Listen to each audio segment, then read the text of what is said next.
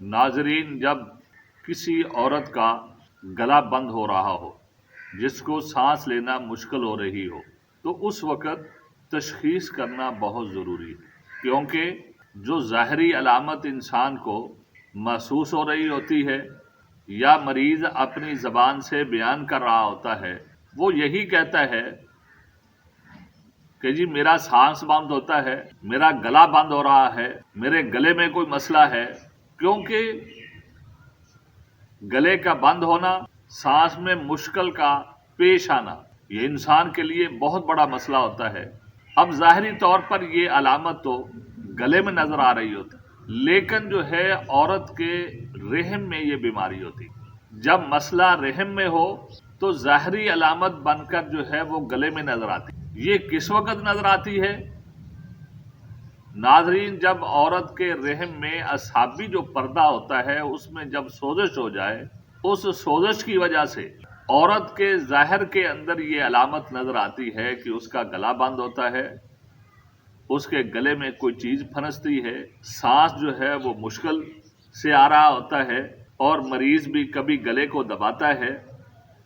کبھی گلے پر کوئی ٹکور کرتا ہے، کبھی کچھ کرتا ہے، کبھی کچھ کرتا ہے، لیکن اصل مسئلہ عورت کے رحم میں جو اعصابی پردہ ہوتا ہے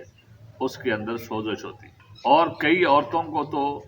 دورے بھی پڑنے شروع ہو جاتے ہیں اس تحریک میں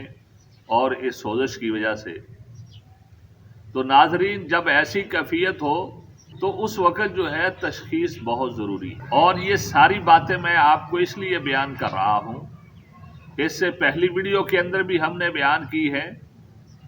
اور اس ویڈیو کو بھی بیان کرنے کا مقصد یہ ہے کہ آپ اندازہ کریں کہ اگر صرف علامت سن کر اگر مریض کا علاج کیا جائے تو پھر تو یہ گلے کی بیماری ہے، گلے کی بیماری کی ہی دعا دینی چاہیے۔ لیکن جب ہم حکمت کی کتابوں کو پڑھتے ہیں، ٹٹولتے ہیں، اس بیماری کی پوری تشخیص کرتے ہیں، تو پھر ہمیں یہ سمجھ آتی ہے کہ یہ گلے کی بیماری نہیں ہے، اصل یہ بیماری عورت کے رحم کی ہے۔ لیکن یہ بیماری آہستہ آہستہ بڑھتی بڑھتی جب زیادہ ہوتی ہے تو پھر جو ہے ظاہری طور پر یہ علامت ظاہر ہوتی ہے کہ عورت کے گلے میں کوئی چیز پھنستی نظر آتی ہے، یا اسی طرح جو ہے گلا جو ہے بند ہوتا ہوا محسوس ہوتا ہے، سانس میں تنگی محسوس ہوتی ہے۔ تو جب ایسی کیفیت ہو تو اگر آپ ایسے مریض کی تشخیص کرنا چاہتے ہیں،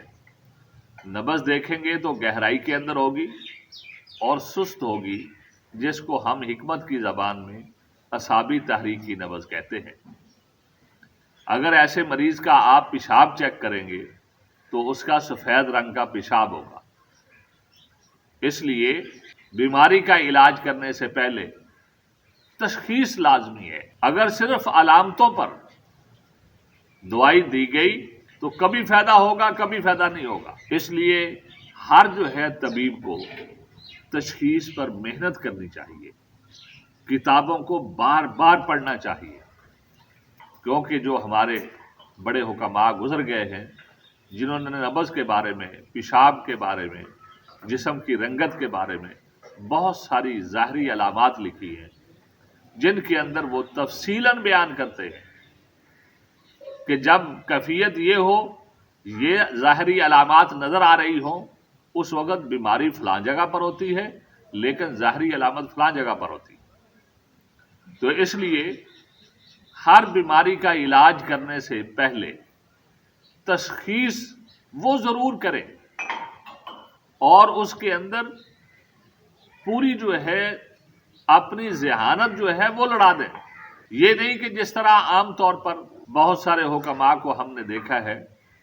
کہ جب مریض آتا ہے تو وہ مریض کا جو ہے ہاتھ پکڑ لیتے ہیں اور ساتھ ساتھ پوچھنا شروع کر دیتے ہیں بھی آپ کو کون کون سے مسائل ہیں۔ نہیں، اس سے پوچھنے کی ضرورت نہیں ہے، آپ کو نبض سارا کچھ بتائے گی۔ تو ناظرین، مریض کو بھی یہ چاہیے کہ اپنا علاج کروانے سے پہلے تشخیص جو ہے وہ ضرور کروائے۔ بے شک حکیم ہو، ہومیوپیتھک ڈاکٹر ہو یا جو ہے انگریزی ڈاکٹر ہو،